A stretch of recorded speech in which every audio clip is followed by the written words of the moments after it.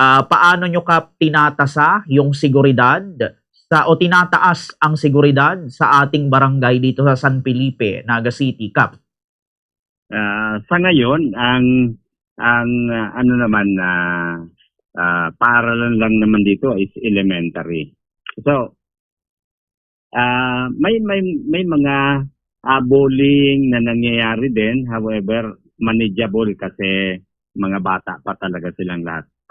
Ang ginagawa ng barangay, hindi lang porke may nangyari sa Tacloban, noon pa man, may nakadetail na barangay tanod sa paaralan ng Barangay San Felipe, ang Maramba Elementary School. So, noon pa, binibigyan natin ng importansya ang seguridad ng mga estudyante ng ating barangay.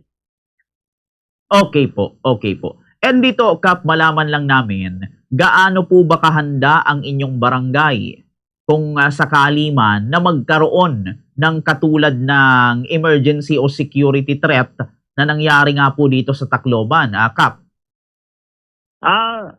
Ang dito sa Barangay San Felipe, may pulis na available na minsan nga katulong pa namin sa pag-ano ng security sa barangay sa Maramba Elementary School. So, siguro sakalit may anuman mangyaring ganun, madali na handa ang barangay pati na ang kapulisan para magresponde sa mga pwedeng mangyari. Opo, iyon. And dito, Kap, malaman ko lang din, mayroon po ba tayong umiiral na mga security measures sa mga paaralan po natin dyan sa San Felipe, Kap? May actually ang Maramba mayroon ding security guard. So ang barangay tanod sa pulis nag-a-assist sa kanila kung ano man ang dapat gawin para mapanatili ang kaayusan at seguridad sa loob at labas ng eskwelahan. Opo, very well said, Kap. And dito, Kap, na total nabanggit nyo naman yung tungkol sa mga barangay tanod natin. Kumusta, Kap, sa part naman ng ating mga barangay tanod? Sapat ba, Kap, yung ating mga tanod just in case may ganitong uri ng mga situation? Ano ang siguro problema, Kap, sa mga tanod natin kung meron man, Kap?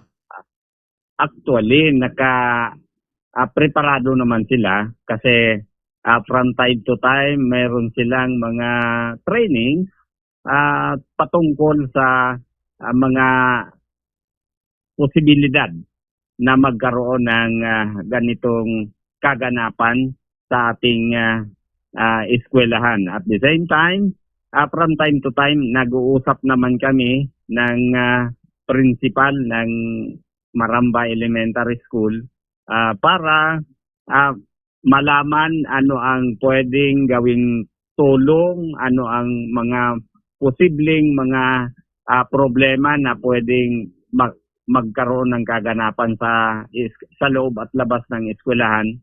So, kaya nga namin para makaprepare ang barangay tanod.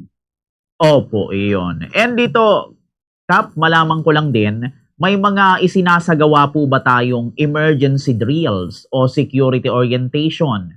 Hindi lamang po para sa mga estudyante kundi sa mga nasasakupan natin. Kap. Oo, may ginaganap na orientation kasi yung minsan nagkakaroon kami ng Peace Summit, People's and Peace Summit.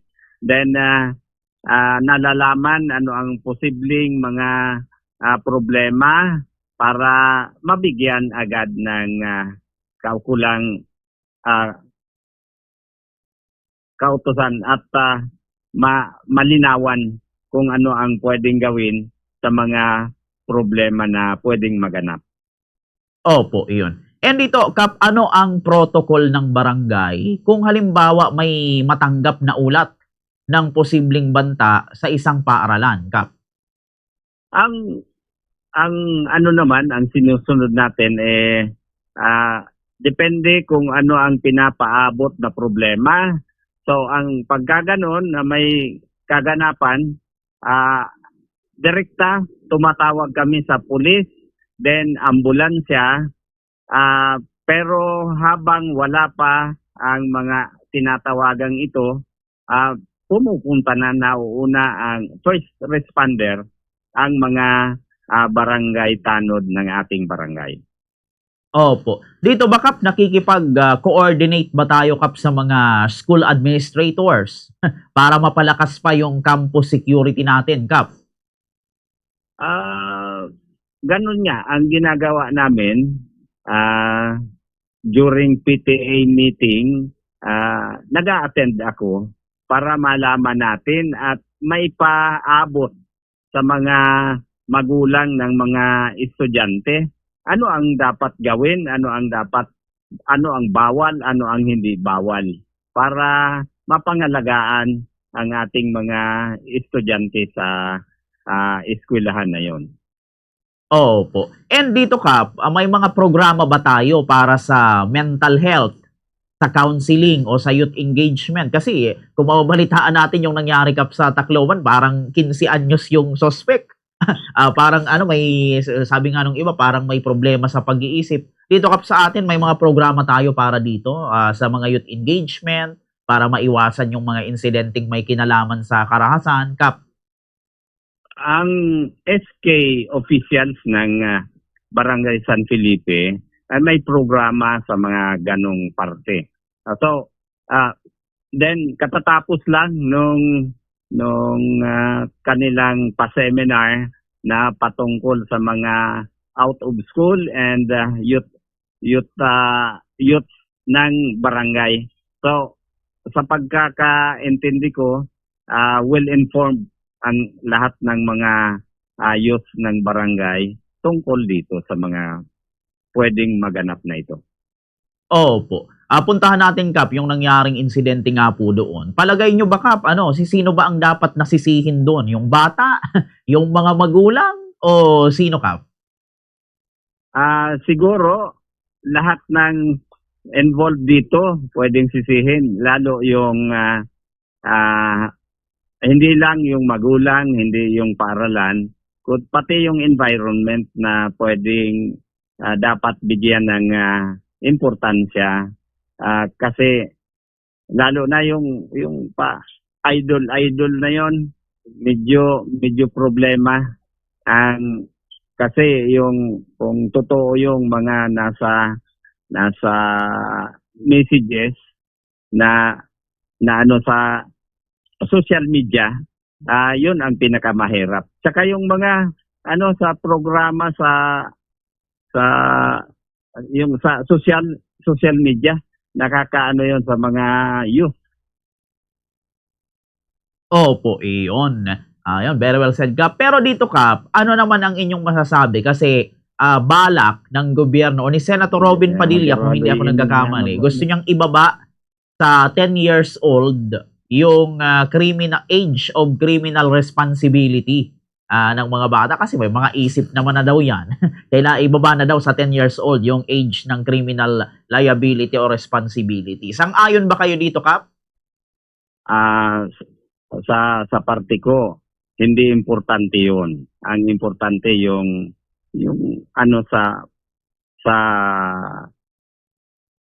sa mga magulang, sa lipunan. Kasi pwedeng sa sunod, ngayon pwedeng babaan sa 12. Baka may mangyari na naman, baka gawing sa 10, sa 8. Baka hanggang umabot ang panahon na baka nasa sinapupunan pa, dapat may pagbabawal, kasi pwedeng magkaroon na ng ganong mangyayari. So hindi 'yon ang pinaka-importante, na babaan ang kuan. Ang dapat pagtulungan natin yung bang sa social media, malaking influence yon. Ang pangalawa, yung sa ano ng pag pagdidisiplina ng mga bata. Dapat ibalik yon sa dati na paminsan-minsan may ano ang mga teachers pati ang magulang na disiplinahin ang bata pero with limit. Opo, yun. Very well said ka. Ay, interesting yung sagot nyo ka pa. Kasi yung Oo. iba, sang-ayon yung iba, hindi. Pero ito, yung sagot nyo kap, interesting. Kasi dapat talaga disiplinahin na lang ng mga magulang, yung mga kabataan para hindi makagawa ng ganitong insidente. It doesn't matter na kung binaba sa 10 or 12 years old yung criminal responsibility. Pero dito kap sa atin, sa barangay, paano nyo May- naman kap hinihikayat yung mga magulang mediation na, ako. yun nga po, maging katuwang sa pagbabantay at paggabay sa kanilang mga anak, Kap? Sa ano namin, may mediation kami sa ano. Sige. Ganito, siguro dapat palawakin lang ang info dissemination at para malaman ano ang mga bawal at hindi bawal na mga gawain patungkol sa mga youth ng ating barangay. So, pangalawa, na siguro yun nga sinabi ko na ang pagdisiplina hindi sa community, kundi mag-uumpisa yon sa bahay ng kanya-kanyang pamilya. Opo, iyon. And ito Kap, mga remaining question na lang. Siguro kapag Kaya sa pa. mga residente natin, mga constituents, ano ang maaaring gawin ng mga residente o mga constituent natin kung may mapansin silang kahina-hinalang kilos o posibleng banta sa komunidad, Kap? Ang pakiusap ko sa mga kabarangay natin, ano man ang mapansin nila, iparating agad sa akin o kaya sa mga kinauukulan para wag nang lumawak pa ang problema at maiwasan ang anumang sakuna na pwedeng mangyari. Opo, eto Kap, mga second to the last question na lang Kap. Sa inyong palagay Kap, ano kaya yung pinaka dahilan o ano kaya yung pinakamahalagang hakbang Kap para yun nga po mapanatiling ligtas yung halimbawa mga paaralan sa atin pong barangay, Kap? Siguro mas maganda na alam ng mga administrator ng bawat paaralan ano ang pwedeng mangyari kasi para makahanda sila. Wag yung papabayaan na lang na libre lahat, pwedeng outsider, pwedeng pumasok. Dapat naman para maiwasan ang ganun, ma-check ang bawat papasok sa loob ng paaralan. Okay, very well said, Kap. Ito, Kap, bago tayo magtapos sa ating interview, ano na lang ang maiiwan natin, Kap, na paalala sa mga magulang, mga bata sa ating barangay, even sa mga administrator ng paaralan siguro, na nasasakupan po natin para makaiwas sa mga ganitong uri ng sigalot or kaguluhan, Kap? Siguro, mas maganda na alam ng nakahanda at alam nila, lalo na yung mga official ng paaralan, then sa mga parents siguro na maalalahanan ang bawat kanilang mga anak at mga estudyante na itong mga pangyayaring ito maging lesson na sa bawat isa na dapat wag yung pabaya sa kanilang mga kanya-kanyang tungkulin para maiwasan ang ganitong kaganapan, lalo na madugong kaganapan.